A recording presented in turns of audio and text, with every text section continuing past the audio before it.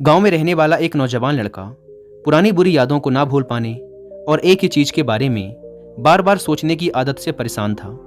अगर उसे कोई कुछ कह देता या फिर उसके साथ कुछ थोड़ा सा भी गलत हो जाता तो वो बस उसी एक घटना के बारे में पूरे दिन सोचता रहता।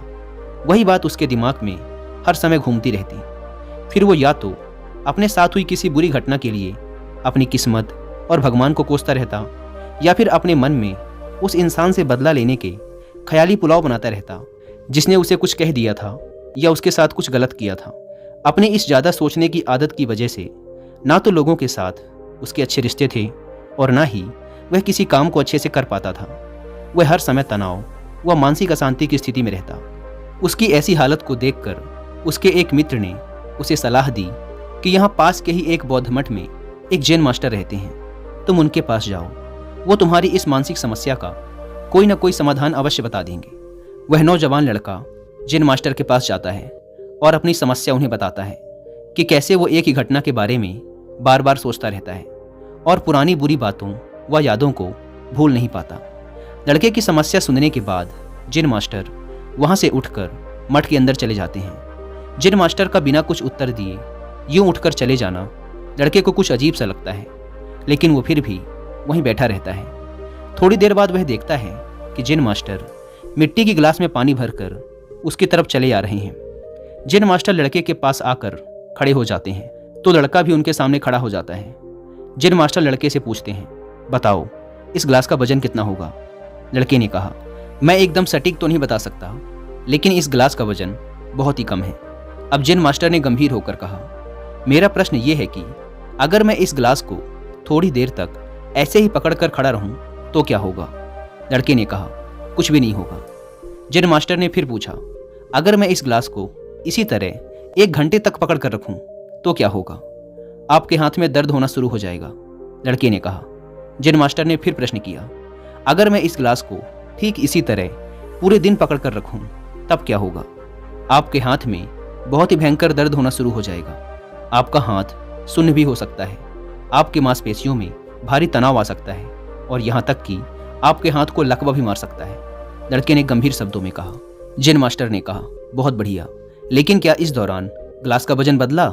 लड़के ने कहा, नहीं, वजन तो नहीं बढ़ा। तब भला हाथ में दर्द और मांसपेशियों में तनाव क्यों आया? जैन मास्टर ने पूछा। बहुत समय तक पकड़े रहने के कारण, लड़के ने जवाब दिया। जैन मास्टर ने फिर प्रश्न किया, अब इस दर्द से छुटकारा पाने के लिए मैं क्या करूं? गिलास को नीचे रख दीजिए। लड़के ने कहा। जैन मास्टर ने कहा, बिल्कुल सही, और जीवन की परेशानियां भी कुछ इसी तरह होती हैं। इन्हें कुछ देर तक अपने दिमाग में रखिए और लगेगा कि सब कुछ ठीक है। उनके बारे में ज़्यादा देर तक सोचिए और आपको पीड़ा होने लग जाएगी, और इन्हें और भी देर तक अपने दिमाग में रखिए, फिर ये आपको अशांत व पागल करने लग जाएंगी और आप कुछ भी नहीं कर पाएंगे। जैन मास्टर ने लड़के की तरफ इशारा करते हुए कहा, अपने जीवन की पिछली गलतियों और घटनाओं के बारे में सोचना जरूरी है, लेकिन उससे भी ज़्यादा जरूरी है उनसे सीखकर आगे बढ़ना। अगर तुम एक ही बात को पकड़कर बैठे रहते हो तो ठीक उस गिलास की तरह यह भी तुम्हारे जीवन में दर्द पैदा कर देगा। अगर तुम आज अपने अतीत को लेकर बैठे रहते हो तो ये आज भी तुम्हारे हाथ से निकल जाएगा और फिर तुम भविष्य में इसके लिए पश्चाताप करोगे। तुम अपने अतीत के लिए जैसा इंसान बनना चाहते हो या फिर जिन गलतियों के लिए पश्चाताप कर रहे हो, तो तुम आज से ही वैसा इंसान बनने का प्रयास करो और कोशिश करो कि आज तुम वैसी गलतियां ना करो जिसके लिए तुम्हें भविष्य में पछताना पड़े। इसलिए चिंता करना बंद करो और अपने आज के कर्मों पर ध्यान दो, क्योंकि चिंता व्यक्ति को उसकी चिता तक ले जाती है। दोस्तों, चिंता करने की आदत को छोड़कर एक खुशहाल जीवन कैसे जिया जाए, इस पर विश्व प्रसिद्ध लेखक डेल कार्नेगी ने एक बहुत ही अच्छी किताब लिखी है जिसका नाम है how to stop worrying and start living, यानी चिंता छोड़ो, सुख से जियो।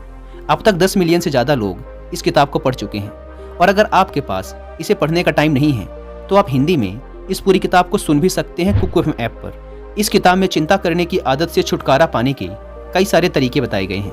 मैंने भी इस किताब को 2 बार सुना है, और अगर आप चाहें तो आप भी कुकू एफएम को डाउनलोड करके ये किताब और ऐसी ही हजारों किताबों को ऑडियो फॉर्म में सुन सकते हैं, वो भी अपनी मनपसंद लैंग्वेज में।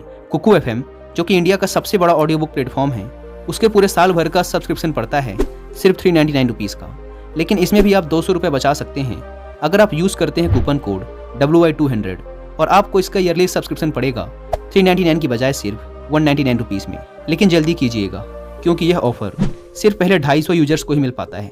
ऐप को डाउनलोड करने की लिंक भी आपको डिस्क्रिप्शन एंड फर्स्ट कमेंट पर मिल जाएगी।